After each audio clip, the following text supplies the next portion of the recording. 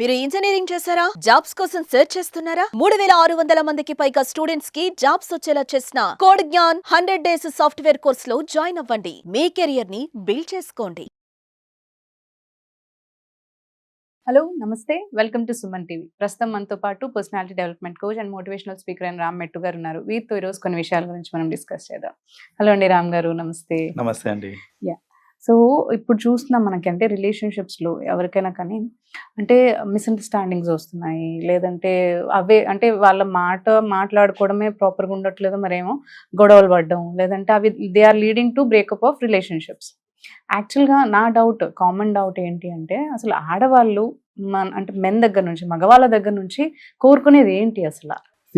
కోరుకునేది ఏంటి అంటే ఇక్కడ చాలా ఉంటాయండి యాక్చువల్గా. Like when it comes it's very long list యాక్చువల్గా. But two most important things చెప్తానండి, విచ్ మోస్ట్ విమెన్ ఏంటంటే మగవాళ్ళ దగ్గర నుంచి కోరుకుంటూ ఉంటారు, స్పెషల్లీ వాళ్ళ పార్ట్నర్ దగ్గర నుంచి టూ థింగ్స్ కోరుకుంటారండి. అందులో ఫస్ట్ వన్ వచ్చేసి లవ్ అండ్ అండర్స్టాండింగ్ అండి. ఈ రెండు చాలా important, love and understanding. So మీరు ఒక అమ్మాయికి మీరు ఎన్ని డబ్బులన్నా ఇవ్వండి, మీరు ఎన్ని సంబంధం లేదు, ఇట్ డజంట్ మ్యాటర్ యాక్చువల్గా. Most important is how much love you are showing. అయితే ఇక్కడ చాలా మంది అబ్బాయిలు తెలియక చేసే మిస్టేక్ ఏంటిది అంటే, వాళ్ళకి లవ్ ఉంటుంది కానీ అది కరెక్ట్గా ఎక్స్ప్రెస్ చేయలేరు. అన్లెస్ యూ ఎక్స్ప్రెస్, ఒక అమ్మాయికి అంత ఈజీగా అర్థం కాదు. Like if you are really loving or not ఏంటి అనేది అర్థం కాకపోవచ్చు. ఫర్ ఎగ్జాంపుల్ నా స్పౌస్ని ఇప్పుడు suppose if I'm not asking, like you know నువ్వు తిన్నావా లేదా అనేసి అడగటము, ఎలా ఉన్నావు, సపోజ్ వాళ్ళు ట్రిప్కి వెళ్ళారు ఎక్కడికన్నా అండ్ ఐఎమ్ అవే, సో ఎలా ఉన్నావు అని అడగడము.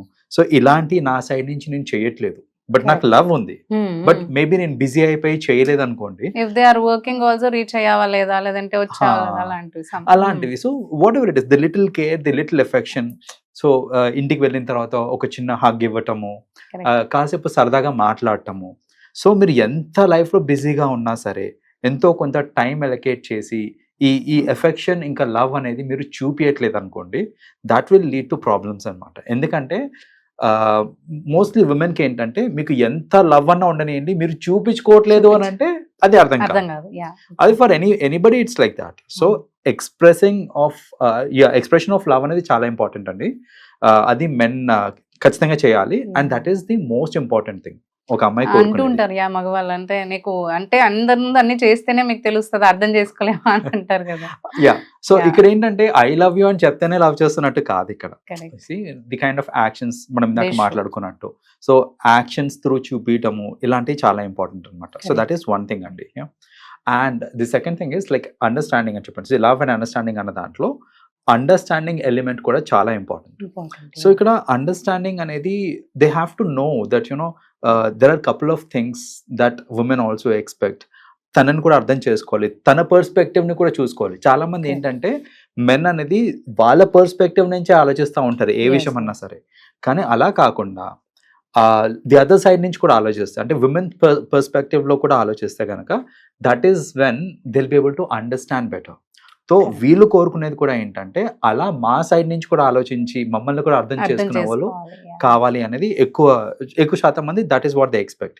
సో ఆ అండర్స్టాండింగ్ కనుక లేదనుకోండి, మీరు ఎంత లవ్ చేస్తున్నా ఏదో ఒక పాయింట్లో ఇరిటేషన్స్ అనేది వస్తూ ఉంటుంది, just because of lack of understanding. So ఇక్కడ లవ్తో పాటు, అందుకనే నేను ఫస్ట్ పాయింట్లో లవ్ అండ్ అండర్స్టాండింగ్ అన్నాను, because they go hand in hand అనమాట. సో ఇప్పుడు లవ్ ఉంది బట్ అండర్స్టాండింగ్ లేదు, వైస్ వర్సా. అండర్స్టాండింగ్ ఉంది but I don't love so much or I'm not showing the love so much, రెండు కూడా work out కాదు. So the first element is ఈ రెండు ప్రాపర్ గా చూపించడం. The second element which is very important in a healthy relationship, specially what women expects is security. So when I say security, it is in various forms అనమాట. So అందులో the most important form of security ఏంటంటే, నీకు నేనున్నాను అనే ఒక భరోసా. That is very important. ఏదేమన్నా కానీ నేను నీకున్నాను, నిన్ను వదిలిపెట్టను, ఆర్ నిన్ను చూసుకుంటాను అనే ఇట్లాంటి ఎలిమెంట్స్ ఏవైతే ఉన్నాయో ఇవన్నీ సెక్యూరిటీ కిందకి వస్తుంది. So firstly life security, that through out the life నేను నీకు ఎప్పుడు కూడా సపోర్ట్ లాగా ఉంటాను. Exactly. So that is one support. Another kind of support ఏంటిది అని అంటే, support in terms of reaching ambitions. Right. So ఇప్పుడు ఒక security in the sense, I mean you know నా అంబిషన్కి నా నా పార్ట్నర్ ఎవరైతే ఉన్నారో, లైక్ మై హస్బెండ్ అవ్వచ్చు, లేదా బాయ్ ఫ్రెండ్ అవ్వచ్చు, వాళ్ళు నాకు సపోర్ట్ చేస్తారు అన్నప్పుడు కూడా ఏంటంటే ఒక సెన్స్ ఆఫ్ సెక్యూరిటీ అనేది వస్తుందన్నమాట. లేదు సపోర్ట్ చేయరు అన్నప్పుడు మళ్ళీ వాళ్ళకి ఏంటంటే ఒక కైండ్ ఆఫ్ ఇన్సెక్యూరిటీ వచ్చేస్తుంది ఆ రిలేషన్షిప్ లో అనేది. సో సెక్యూరిటీకి another reason is this kind of support in terms of reaching their goals and all. Financial support కూడా చాలా ఇంపార్టెంట్ అండి. చాలా మంది దీన్ని తక్కువ చేసి చూడటము, లేకపోతే ఎందుకంత కమర్షియల్ గా ఆలోచిస్తారు అని అనుకుంటా ఉంటారు రిలేషన్షిప్స్ లో. కానీ ఏ రిలేషన్షిప్ కన్నా సరే ఫినాన్షియల్ సపోర్ట్ అనేది చాలా అవసరం. సో నన్ను చూసుకోగలుగుతారు ఫ్యూచర్లో, ఒకవేళ if you are getting married or if you are already married, నాకు కానీ పిల్లలకి కానీ ఏ లోటు ఉండదు in terms of finances. So ఇలా ఈ ఫినాన్షియల్ సెక్యూరిటీ ఇవ్వడం కూడా it is very important. Mostly financials proper గా లేకపోతేనే చాలా గొడవలు కూడా అవుతూ ఉంటాయి. ఎగ్జాక్ట్లీ. సో మోస్ట్ గొడవలకి అదే రీజన్ అవుతుందండి. ఏంటంటే తనేదో కోరుకుంటది, అది ఇవ్వలేని పరిస్థితిలో భర్త ఉండొచ్చు. సో అక్కడ వాళ్ళు ఏంటంటే కమ్యూనికేట్ చేసుకొని ఎవరి స్తోమత ఏంటి, మనకు కావాల్సింది ఏంటి, మనం ఎలా ఉండాలని వాళ్ళు కమ్యూనికేట్ చేసుకోవాలి.